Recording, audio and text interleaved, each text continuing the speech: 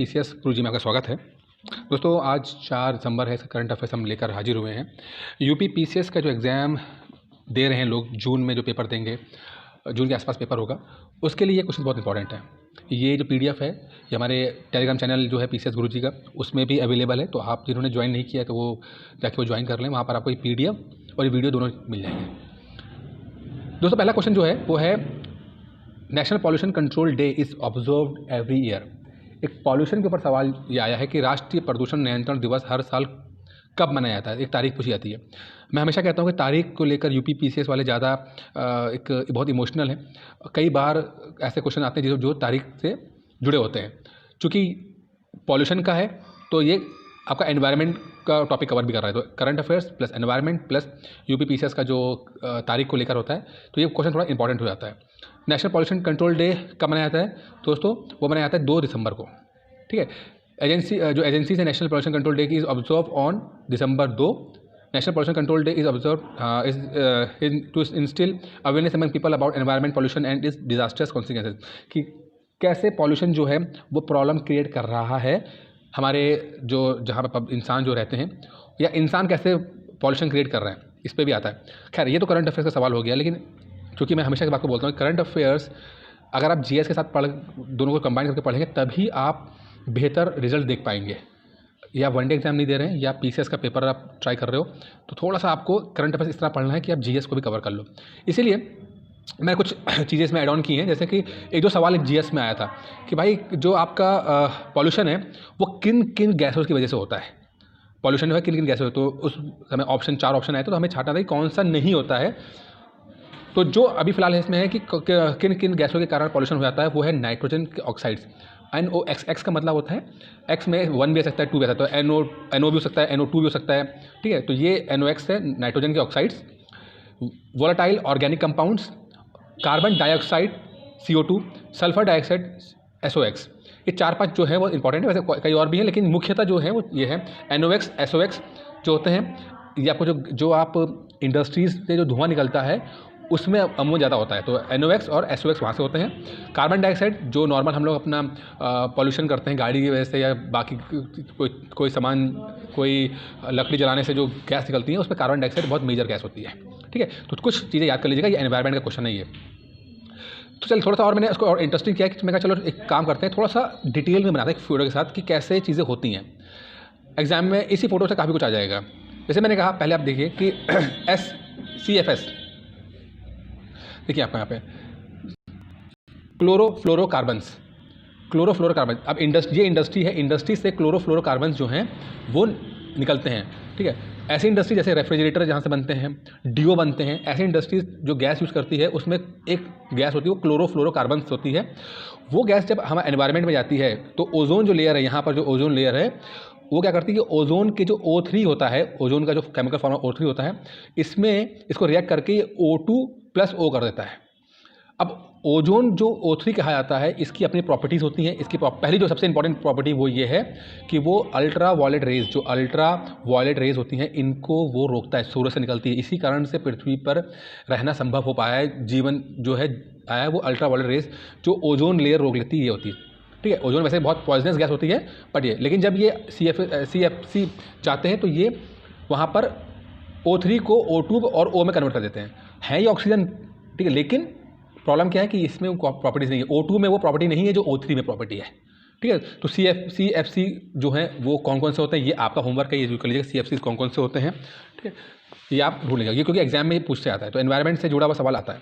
फिर मैंने कहा था कि थोड़ा सा इसमें एनवायरनमेंट काफ़ी कुछ कवर कर ले जाओगे आप इसके अंदर, आप कि कार्बन डाइऑक्साइड और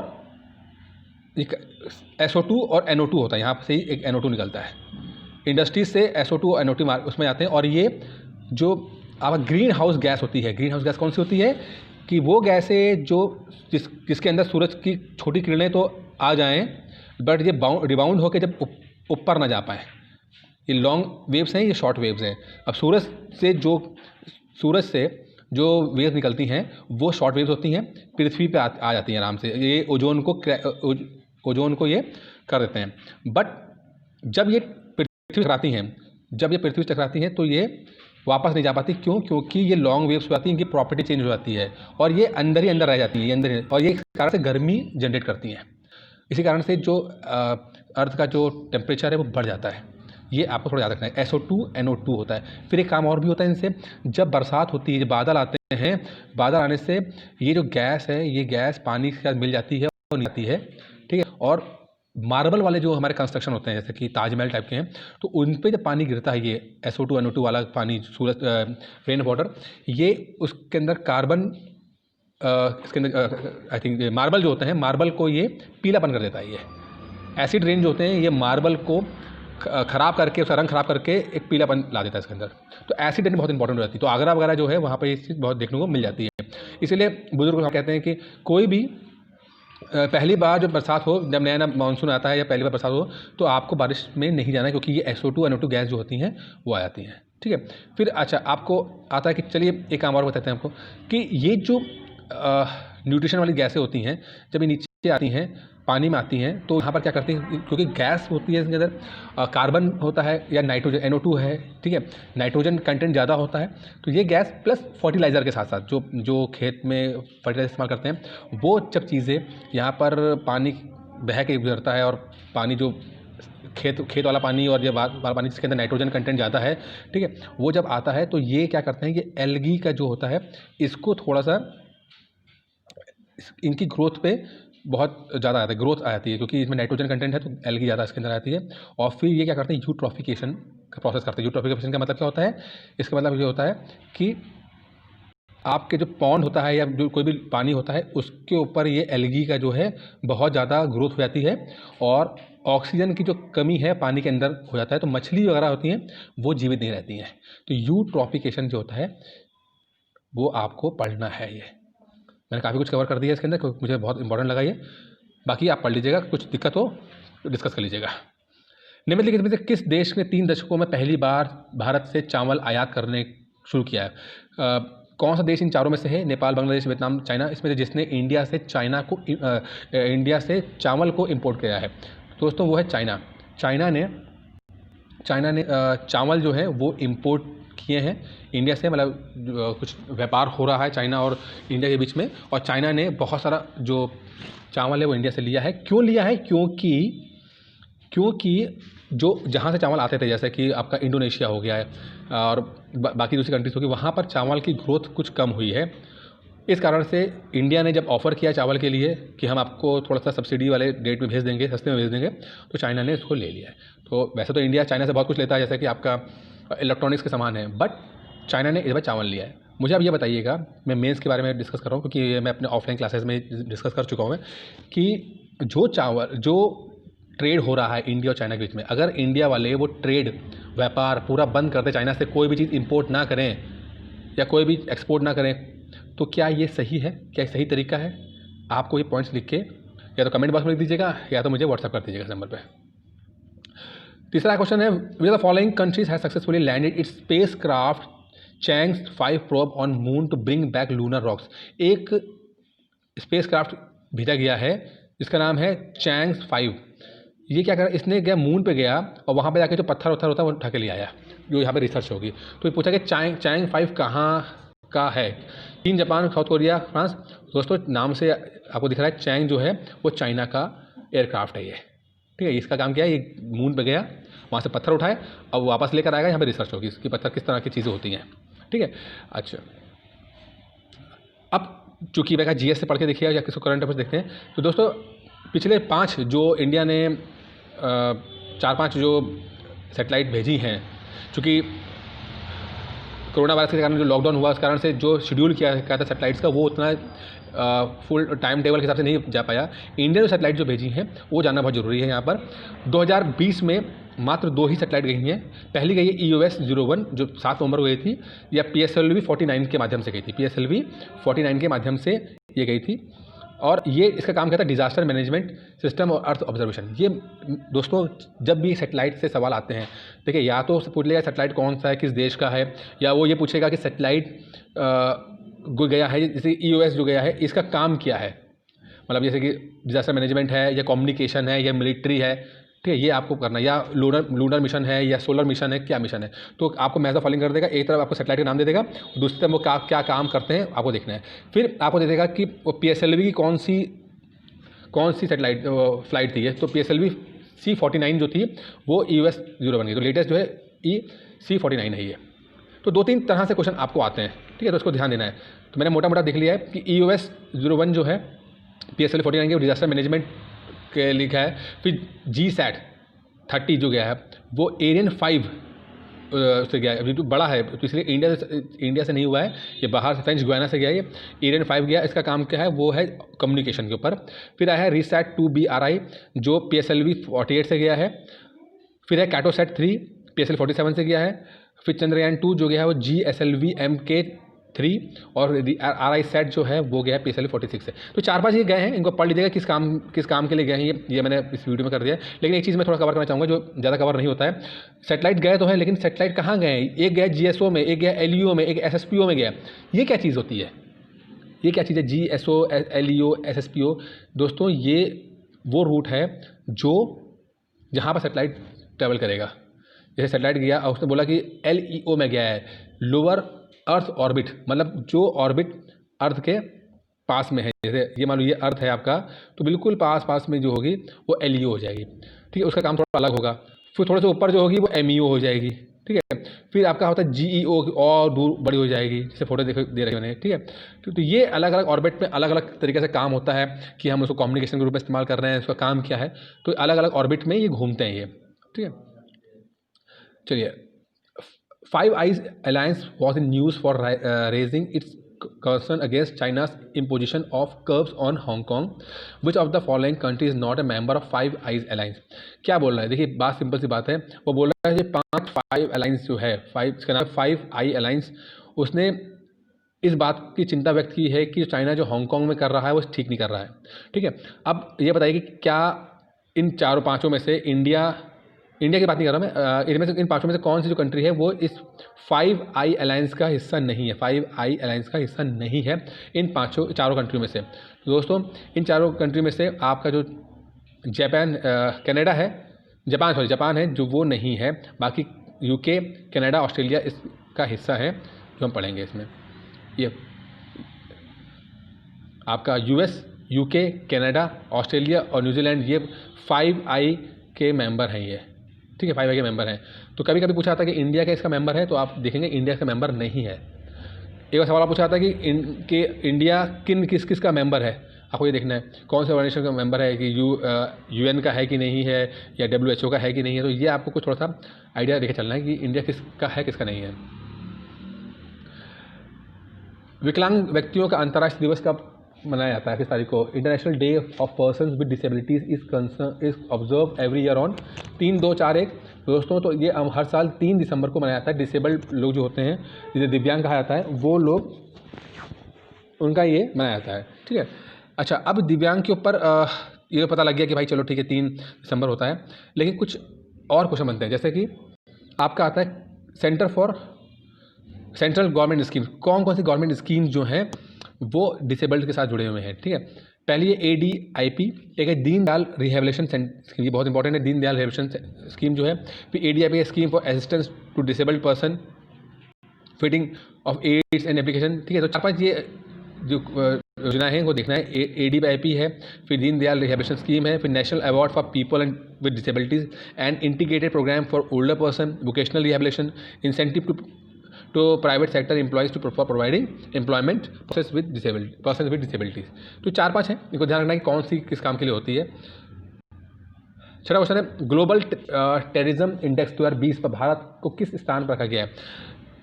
एक संस्था है जिसको हम बोलते हैं institute of economic and peace, ठीक है, institute of economic of peace. ये हर साल एक लिस्ट तैयार करते हैं, institute of economic of peace, जो इसका काम होता है कि कौन सी कंट्री कितना टेररिज्म से ग्रसित है, उस नाम से होता है। तो ये ग्लोबल टेररिज्म इंडेक्स होता है, ग्लोबल टेररिज्म इंडेक्स होता है 2020 का बनाया गया है, जिसमें रैंक दिया है कंट्री को कौन कितना खतरनाक, कितने बुरी तरह से आतंकवाद से ग्रसित है। तो नंबर 1 इसमें दिया है अफगानिस्तान को, फिर इराक है, नाइजीरिया है, सीरिया है, सोमालिया, येमेन है, पाकिस्तान है, फिर देन इंडिया है। तो इंडिया जो 8वें नंबर पे है, जो कि वर्स्ट हिट है टेररिज्म से according to institute for economic and peace, ठीक है, ये ग्लोबल टेररिज्म इंडेक्स है। तो ये सवाल डायरेक्ट आ जाएगा। लेकिन एक सवाल और आता है कि भैया ये जो ग्लोबल टेररिज्म इंडेक्स है वो कौन ऑर्गेनाइज करता है? तो वो है institute for economic and peace, ये ऑर्गेनाइज करती है। ये काम है, उनका काम है कि ये रैंकिंग निकालें। इंडिया 8वें नंबर पे, दूसरा। तो ये इस पे 2 क्वेश्चन बन जाएंगे। Institute for economics and peace ये बन जाएगा, और एक बन जाएगा इंडिया की रैंक कौन सी है, नंबर 8 पे है, फर्स्ट पे अफगानिस्तान है। निम्नलिखित में कौन सा उपयोग के लिए फाइजर बायोटेक कोविड-19 वैक्सीन को मंजूरी देने वाला दुनिया का पहला देश बन गया है? कोविड-19 फाइजर कंपनी है भाई। फाइजर कंपनी ने क्लेम किया है कि उन्होंने कोरोना वायरस का वैक्सीन बना दी है जिस पर 95% तक की आपकी एक्यूरेसी है। मतलब 100 लोगों को अगर लगाया जाएगा तो 5 लोगों को छोड़ के बाकी 95 लोग बच जाएंगे, मतलब काम करेगा, 5 लोग भगवान भरोसे बैठेंगे, ठीक है। तो किस कंट्री ने इसको मंजूरी दे दी कि अब वहाँ प्रोडक्शन करना है? अभी तो रिसर्च हो रही थी, अब प्रोडक्शन करना है। तो दोस्तों वो है ब्रिटेन ने कहा कि हाँ भाई आपने अच्छा काम किया है, फाइजर से कहा कि आपने अच्छा काम किया और हम आपको परमिशन देते हैं कि आप अपनी वैक्सीन को ब्रिटेन में बेचो यहाँ पे। तो यहाँ के ब्रिटेन के लोगों को ये वैक्सीन लगाई जाएगी। बट इंडिया ने इसको मना कर दिया है। क्यों? इंडिया ने क्यों मना कर दिया? जब इतना बवाल चल रहा है तो इंडिया ने क्यों मना कर दिया? तो देखिए समझना पड़ेगा कि देखिए वैक्सीन कई कंपनीज बना रही हैं, ठीक है, और सबके मॉलिक्यूल्स हो सकता है अलग हो, सबके रख रखाव अलग होते हैं। तो सबसे जो दिक्कत वाली बात इस फाइजर कंपनी के साथ वो है कि जो वैक्सीन आएगी वो वैक्सीन -70 डिग्री सेंटीग्रेड पर ही रखी जाएगी। -70 डिग्री बहुत ज़्यादा होता है, बहुत मुश्किल है ऐसी वैक्सीन को स्टोर करना, क्योंकि इंडिया में जब संसाधन इतने कम है कि भाई मेडिकल स्टोर मुश्किल है कि 70 डिग्री के -70 पे आसपास रखे, क्योंकि हमारा जो फ्रिज होता है वो 2 डिग्री से 4 डिग्री 5 डिग्री या 0 डिग्री तक आसपास होता है। लेकिन जो ये वैक्सीन है वो -70 पे रखना है। तो -70 पे इतना पॉसिबल नहीं है कि हमारे पास ऐसे चीज़ें हों जहाँ पे इसको रख पाएँ। और इंडिया वैसी गरीब कंट्री है, तो इतने जब लोगों को लगाने के लिए तो बहुत ज़्यादा संसाधन चाहिए होंगे। तो इंडिया ने तो रिएक्ट कर दिया और इंडिया का हम वेट करेंगे कि इंडिया में कोई कंपनी जो है वो बनाए इसकी, ठीक है। तो ये रखवा बहुत मुश्किल है, प्लस विदिन 5 डेज़ आपको इंजेक्शन लगाना है। आप विदिन 5 डेज़ नहीं लगा पाए तो बेकार हो गई वैक्सीन। तो आपको ये सब भी ख्याल रखना पड़ता है चीज़ों का, ठीक है। संकट काल के लिए आपातकालीन प्रतिक्रिया को ट्रिगर करने के लिए केंद्र सरकार द्वारा शुरू किया गया पैन इंडिया हेल्पलाइन नंबर क्या है? What is the pan number helpline number launch by the central government for triggering emergency response to distress call. अगर आप इमरजेंसी में फंस गए हैं तो आप क्या उनका नंबर डायल करेंगे? 110, 108, 111, 112। तो दोस्तों 112 नंबर है जिसको आप डायल करेंगे और वहाँ पे आपको जो आप डिज़ास्टर आपके साथ जो आप प्रॉब्लम झेल रहे हैं तो उसको आपको हेल्प करेंगे 112। और इस पर कोई वो नहीं है कि कोई आपको कुछ लगाना है इसके अंदर, ठीक है। तो ये आराम से 112 ले करेंगे। कई कंट्रीज हैं जो 112 नंबर यूज़ करती हैं इस काम के लिए। एशियाई डेवलपमेंट ADB ने सार्वजनिक वित्त सुधार के लिए डिजिटल प्लेटफॉर्मों को बढ़ावा देने के लिए 50 मिलियन ऋण पर हस्ताक्षर किया है। वो कौन सी स्टेट है जिसके साथ ADB ने 50 मिलियन का एक समझौता किया है, ऋण लिया है ADB से? कर्नाटक, हरियाणा, झारखंड, वेस्ट बंगाल। तो दोस्तों जो आपका वेस्ट बंगाल है उसने ADB से, एशियन डेवलपमेंट बैंक से ऋण लिया है लगभग 50 मिलियन का, क्योंकि वो IT सेक्टर में काम मौजूद करना चाहते हैं, ठीक है। तो सवाल तो डायरेक्ट सवाल आपको ये आ जाएगा। लेकिन जो GS वाला सवाल है वो ये है कि भाई जो स्टेट है क्या वो पॉलिटी से जुड़ा हुआ है? क्या स्टेट जो है वो अपने से लोन ले सकते हैं अपने काम के लिए, अपनी सड़क के लिए, अपने पुल के लिए? तो दोस्तों ऐसा है कि पहले तो इम्पॉसिबल था कि जो स्टेट है वो इंडिपेंडेंटली जाकर बैंकों से बात करें, क्योंकि अगर उनको लोन चाहिए होता था तो वो पहले सेंट्रल गवर्नमेंट से बात करते थे और सेंट्रल गवर्नमेंट के माध्यम से उनको लोन मिलता था, ठीक है। तो अब नहीं है। लेकिन अभी बीच में कोरोना के चक्कर में थोड़ा सा उन्होंने वो कर दिया है, सरकार ने कि जो स्टेट्स हैं वो 3% से लेकर 5% तक, पहले 3% तक क्या ले सकते थे सरकार के माध्यम से, अब 5% तक का जो उनका GDP का, जो स्टेट का GDP है GSDP, उससे 5% तक का वो लोन ले सकते हैं। 5%। उसमें भी ये है कि आधा परसेंट जो है, मतलब 3% अब 5% हो जाएगा। तो पहले तक कि आधा परसेंट जो है वो रहेगा कि इसमें कोई सरकार को बताने की ज़रूरत नहीं है कि आप पैसा कहाँ लगाओगे। लेकिन बाकी के 1.5% के लिए अगर आप पैसा उठवाते हो तो आपको बताना पड़ेगा कि आप उस पैसे का क्या करोगे, किस चीज़ के लिए करोगे।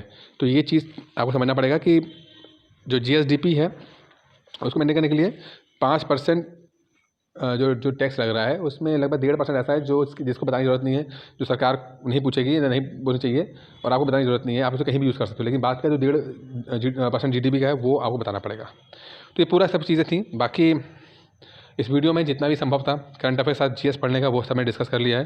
उम्मीद करता हूँ आपको पसंद आया होगा। बाकी ये वीडियो जो है वो टेलीग्राम चैनल पे भी है, आप उसको देख सकते हैं। बाकी कोई दिक्कत हो तो कॉल नंबर मेरा डिस्क्रिप्शन बॉक्स में दिया है, तो आप उससे बात कर सकते हैं। धन्यवाद दोस्तों।